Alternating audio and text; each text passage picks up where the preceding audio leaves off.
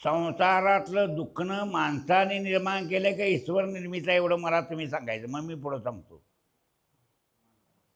हां, मग पुरीचं कोणी निर्माण केली?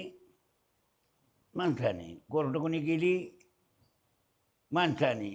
आणि कोर्ट मॅनेज करून मंत्र्याकडनं न्याय मिळत असला तर तुम्ही नरकात जाणार का कुठं जाणार ते तुमचं तुम्ही ठरवायचं.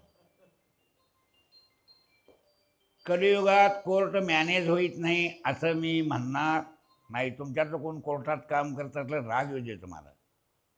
2 पैसे घेऊन हातात सत्ता असताना कायदा फिरवणं हा गुन्हा आहे का काय? आणि तो गुन्हा माणसाचा नाही, धर्म मोडलं की देवाचा गुन्हा होतो. देवाचा तो वैरी शत्रू जावेदा.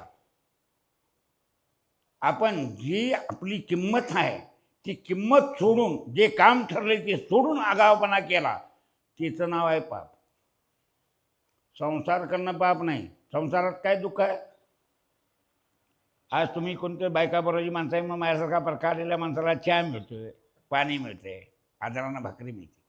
बाईनं आपल्या नवऱ्याचा संसार करावा, गड्यानं आपल्या बायकोचा संसार करावा. हे तुम्हाला धर्मानं दिलेले अधिकार आहेत आणि ते तुम्हाला देवाच्या दारात पूजा येते.